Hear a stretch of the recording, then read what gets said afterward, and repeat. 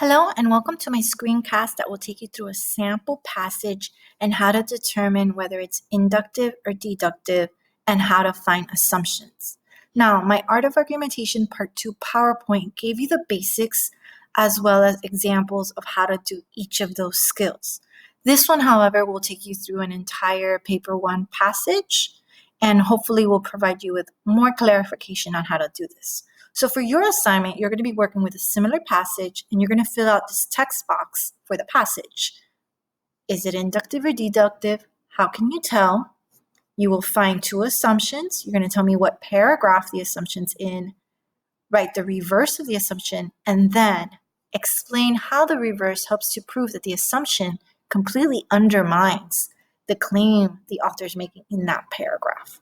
So I'm going to scroll up to show you the passage.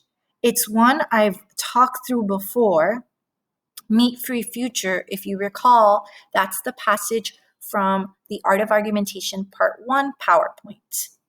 You'll still see the intermediates and the main conclusion highlighted. But what I want to focus now on is telling what kind of structure it is. So in the PowerPoint, I said, scan the paragraphs and look to see if it has evidence or examples. The first paragraph does have evidence of a tissue from a mummy. The second doesn't have any.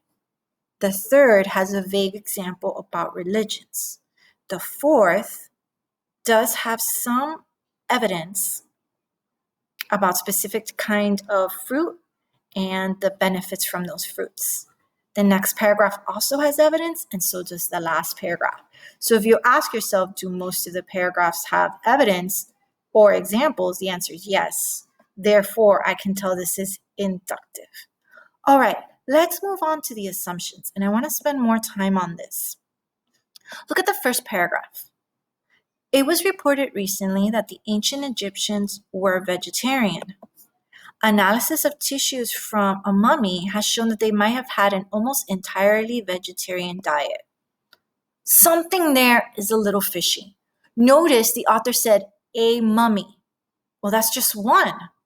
Are we then to assume that that one mummy represents most Egyptians of the time and what they ate?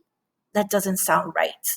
In fact, if I reverse it, most Egyptians were very different, and this one mummy cannot represent them all. It helps to show that this whole claim here is wrong. How can you say Egyptians seem to have achieved great things without resorting to eating animals if your one example doesn't actually help prove that? So paragraph 1 has that huge assumption that most Egyptians can be captured by this one mummy, when obviously me as an astute reader can figure out that's not right. I also found an assumption in the fourth paragraph where the author says a vegetarian diet can improve your health. On the surface, that sounds like it might be a good point. They go on to say how meat has a lot of saturated fat that can lead to heart disease. That sounds true. However, something here is off. They seem to be making this really stark contrast between meat eaters and vegetarians, when the majority of people eat a little of both. We have a balanced diet. So the assumption here is that people do not have a balanced diet. If I reverse that, most people eat meat as well as fruits and vegetables, then the whole argument that a vegetarian diet is better falls apart. And that's exactly what you need to do in this part of the text, where you write down the assumption that you think you found, tell me what paragraph, write the reverse, and then explain to me how that weakens the claim of that paragraph. This takes a lot of practice and effort, but I know that if you continue doing it and practicing with these passages, you'll get it. I hope you found this helpful.